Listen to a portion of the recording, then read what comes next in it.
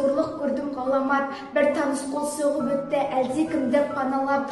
Зұлымдықтың жасырынып келетіні жаман-ақ, ұйқымнан ұшқан басым көкірегімнен домалап, бара жатты атам екен ақ жайықты жағалап, жүрегімнің аққа қанға боялыпты баралап. Жә бұл түсім тегін емес мына сойқан заманда, тіршілікпен қоштасар сәт жетті-ау деймін мағанда. Қоштасар сәт жетті-ау деймін, туған елім еңселім, бостандыққа шақырып ем, сенің заңғар ақылың ем, едім әрі өлшемің, жанашырың жақының ем, және қайсар ақының ем, мен сенің. Жұлдыздай боп жанар алдың ақындықта елден ерек басқазан, батырлығы жоқ адамнан үлкен ақын шыққан емес ешқашан. Туған елім арман мұңым, енді сені жетер еді жолғалай, менің бассыз қалғандығым, сенің бассыз қалғандығың болмағай. Я шындықтың ащы даңқы, шындық үшін жалғыз түстім егеске, ақындықтың басты шарты, басталса да шындықты айту емес пе? Өлімге сан жақын бардым, қорған сөз боп көрінсем де жай көзге, шындықты айтқан ақындардың бір-ақ жолы болып еді қай кезде. Мен сенемін күн ертең, пенделіктен тазарар деп ол өлкем, сенем жай қашанғы баққа зорлық менгеспеп, сенем ертең оттыға отсыз күлмес деп, тек тұлпарға қана алатын басқайғы есектердің бойында жүрмес деп. Мен сенемін күн ертең ақыл ойда пір тұтар деп ол өлкем, мына заман бұрқан тарқан ертең қайта өзгерер, ақындардың сұлтандардан артық көрер кез келер. Туған елім құдіретін сен аңсаған, алдан жақын күн шыққанша, кескініңді көрмейінше шаршаған.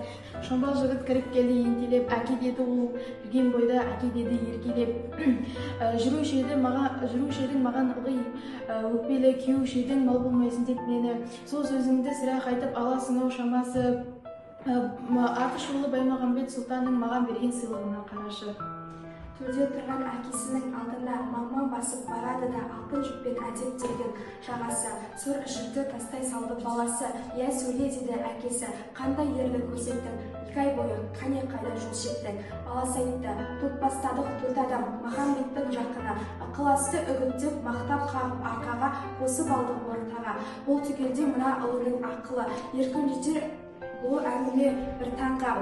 Қапысыздыққа қармақ салып Махамбетті алдап соғып, басын кесіп сыйға тарттық сұлтанға. Ой, залымай, жүзі қара залымай, мұнша залым екеніңді қалай келгем танымай. Бұдан өткен зор қасірет болар ма, бұдан өткен зор қасірет болар ма, деп әкесі жас үйірді жанарға. Қабағыңды жаба қалды негем, әке сені қай сөзіңе сенем.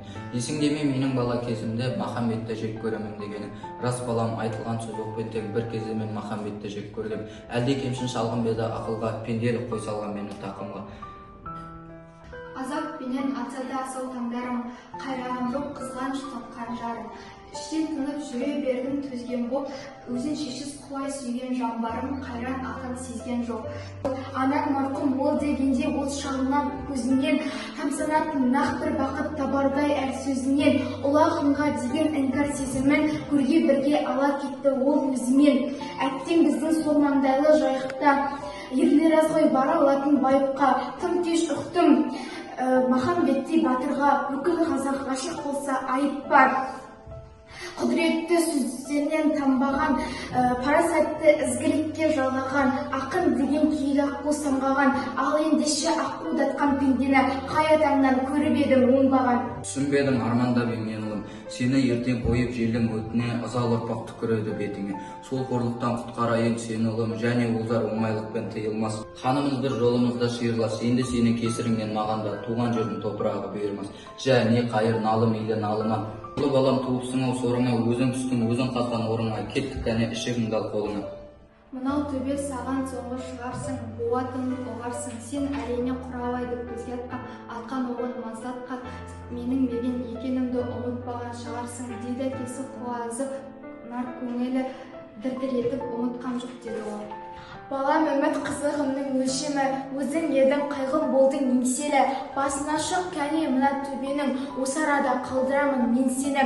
Қарауладың қасиетті мекенді, жарауладың тұрмастай ғып әкеңді, мына жерден өткен жұрттың аузынан Махамбеттің жырын тыңдап жат енді, мүмкін сонда ұғынарсың қатеңді. Кім аяққа басса заңын даланың, ұмытқаны қатал тарих сабағын, кешір мені таусылды бар амалым, дала заңы, баба заңын қарағым деп әкесі қолына алды садағын.